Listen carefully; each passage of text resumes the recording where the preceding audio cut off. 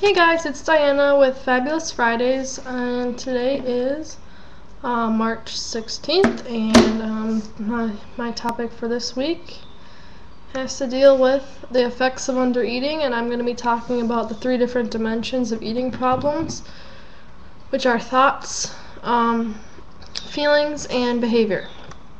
So, pretty straightforward topic this week, and I'm just going to talk to you guys about the different dimensions and what you can do to help yourself and get on the road to recovery. Okay, so the first dimension is the thoughts. And these can include thinking about food and weight, comparing yourself and rituals, or else, the different thoughts you have, like maybe putting yourself down, not thinking you're good enough, that kind of thing. What I do to deal with my thoughts are, I have this big list of things I do, and they're all my coping skills, and a lot of them I got from my therapy when I was inpatient and partial and outpatient and all that. But another thing I do is when I'm having a really bad day, eating disorder wise, and I'm thinking, overthinking everything and just thinking about how that sandwich I just ate is gonna affect me or anything like that, what I usually do is I either call a friend right away, because just explaining to them what I'm feeling usually gets that out of my mind and makes me feel better, improves my thinking to a more positive way. Or else another thing I do is I either read a book just to get my head off of that situation that's happening, that negative situation, negative self-talk, or sometimes I exercise, just because exercising really gets the endorphins going and makes you happy usually. Another thing I do is I write in my journal, and writing in my journal just gets all my thoughts and feelings and everything I'm thinking and the comparing of myself and the food and the weight, everything, that just gets it down on paper and out of my head, which really helps, just because once it's written down, I don't know why, but for me, once it's written down, I don't think about it anymore. It's written down, it's out of state, out of mind, I guess.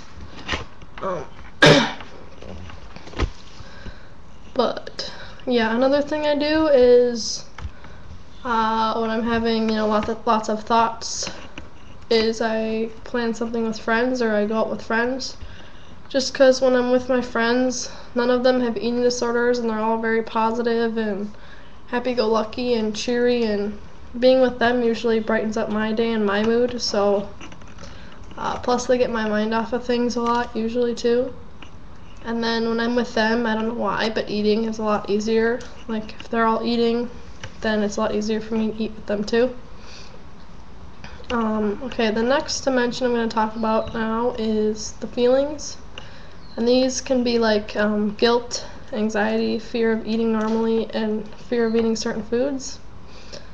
These are actually really tough for me, just because right now, even though I've been eating disorder free and out of treatment in the hospital for over 2 years, I still do have a lot of guilt after I eat certain foods.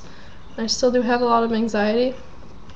But what I've kind of noticed that helps me out to deal with the guilt, anxiety, and the feelings of just eating normally and being a normal person and kind of separating yourself from that eating disorder, what I do is when I'm having a lot of guilt and anxiety feelings, I do these positive affirmations, and it's I have a bunch of them on flashcards, so I just pull out my flashcards, and they're all sorry, I kind of have a cold. They're all positive quotes about myself, or positive things I've thought of that I can say to myself, or positive, you're a good student, or something like that that's just simple. I do that because that makes me feel less guilty about eating, just because I know if I stop eating, I won't be as good of a student, or won't be so as outgoing and all that, because I'll be all isolated. Another thing I do is I like to take a hot bath, and that really just relaxes me, and that relieves the anxiety a lot. Or I can take deep breaths. That helps me out. I don't know why. But like right before I ever eat anything, I usually take deep breaths, and I just tell myself I can do it. It helps. As far as guilt, I don't really have anything that I do with guilt. I usually just try and tell myself that like the food I just ate isn't gonna harm me, it's only gonna help me, because like you really need food to survive and to do, you know, normal thinking. You can't be, you know, an individual and think for yourself without food. It's just impossible. So I guess that helps with the guilt.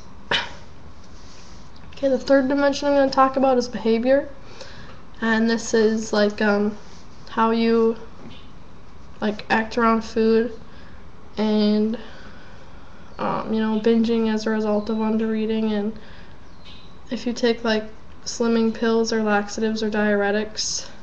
The behavior was probably the hardest thing for me to stop, just because after you have an eating disorder for so long, these behaviors that, you know, seem like totally out of whack to a normal person almost become, I'd say, like normal for us. That's kind of, I don't know, after you do something so repetitively for so long, even though you know it's wrong in your head, it seems like normal.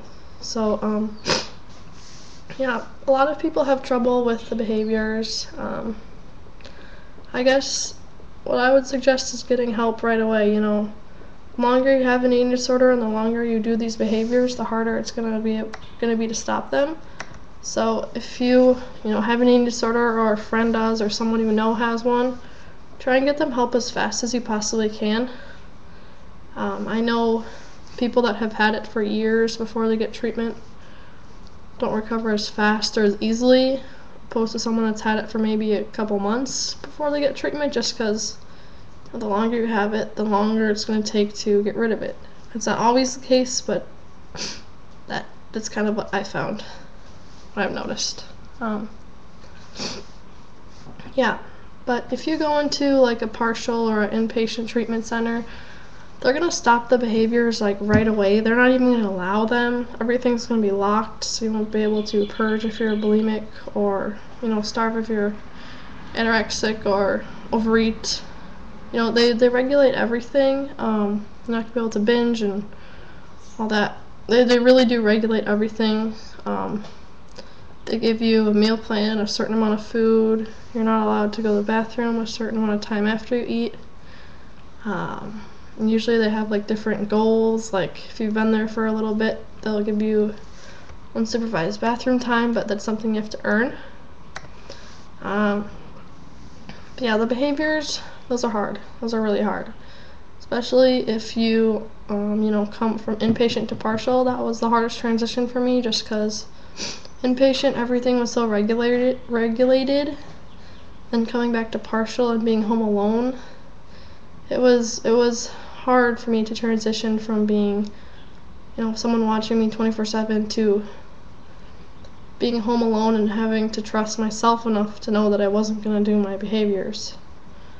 So, but if you do have laxatives or diuretics or pills, get those out of the house right away.